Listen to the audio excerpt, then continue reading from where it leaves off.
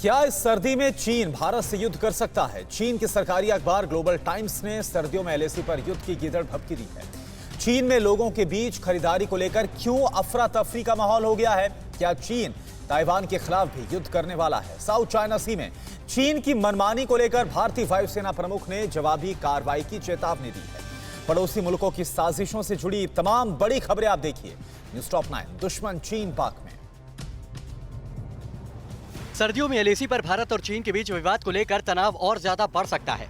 चीन के सरकारी अखबार ग्लोबल टाइम्स ने जंग की धमकी दी है। ग्लोबल टाइम्स ने कहा है कि सर्दियों में एलएसी पर जंग मुमकिन है। सर्दियों के लिए चीन एलएसी पर अपनी सेना पीएलए की तैनाती बढ़ाने के साथ खाने पीने का स्टॉक भी पहुंचा रहा है। एलएसी पर चीन ने पहली बार अपनी सेना के लिए कई नई सुविधाओं की व्यवस्था की है।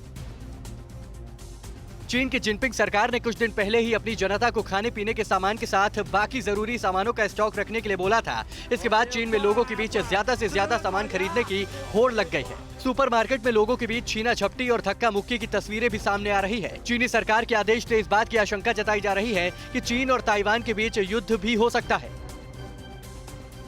चीन और ताइवान के बीच हर दिन युद्ध के बादल मंडरा रहे हैं। चीन के सरकारी अखबार ग्लोबल टाइम्स के मुताबिक पीएलए की ईस्टर्न थिएटर कमांड ताइवान की सीमा के करीब तैनात है। पीएलए ताइवान में चीन के खिलाफ गतिविधियों पर भी नजर बनाए हुए है। चीन के फाइटर जेट लगातार गश्त कर रहे हैं। हाल के दिनों में चीन ने कई बार ताइवान की सीमा में फाइटर जेट के जरिए घुसपैठ की है। साउथ चाइना सी में चीन की बढ़ती गतिविधियों के बीच भारतीय नौसेना प्रमुख एडमिरल करमबीर सिंह ने चीन को चेताया है। नौसेना प्रमुख ने कहा है कि अगर कोई देश हिंद और प्रशांत महासागर में बिना रोक टोक आने जाने में बाधा पहुंचाता है तो उसे न सिर्फ उसकी गलती का एहसास कराया जाएगा बल्कि जरूरत पड़ने पर भारत कार्रवाई भी करेगा।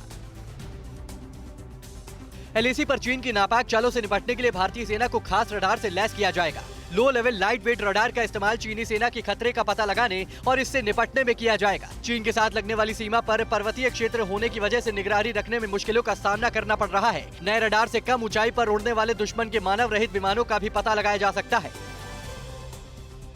पाकिस्तान के आतंकी संगठन जैश-ए मोहम्मद का मुखिया मसूद अजहर इन दिनों अफगानिस्तान के कंधार में अपना ट्रेनिंग कैंप चला रहा है। टीवी 9 भारतवर्ष की एक्सक्लूसिव जानकारी के मुताबिक तालिबान ने नांगरहार प्रांत को मसूद अजहर को सौंप दिया है। नांगरहार में चल रहे कैंप का प्रभारी मसूद अजहर का भाई रऊफ असगर है। जैश-ए मोहम्मद यहां आतंकियों को आधुनिक हथियारों और गोला बारूद चलाने की ट्रेनिंग दे रहा है। अफगानिस्तान के मुद्दे पर आज दिल्ली में 8 देशों के राष्ट्रीय सुरक्षा सलाहकारों की बैठक होगी।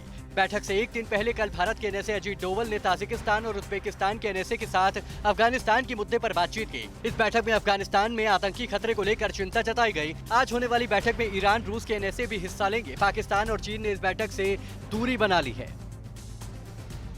चीन और पाकिस्तान मिलकर भारत के खिलाफ समुद्री जाल बिछाने में जुटे हैं। इसी साजिश के तहत चीन ने पाकिस्तान को पहला विध्वंसक टाइप 04 स्टील्थ युद्धपोत सौंप दिया है। पाकिस्तान के लिए चीन 4 एडवांस स्टील्थ युद्धपोत बना रहा है जिसे चीन के इशारे पर पाकिस्तान हिंद और अरब महासागर में भारत के खिलाफ इस्तेमाल करेगा। दावा किया जा रहा है कि ये वॉरशिप किसी भी रडार को चकमा दे सकता है।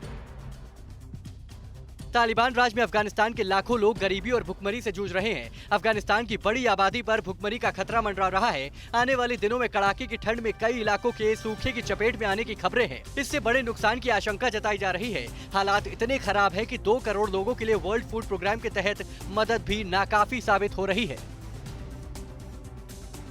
अड़ी सोमवार से शुक्रवार शाम 6 बजे सिर्फ टीवी 9 भारतवर्ष पर।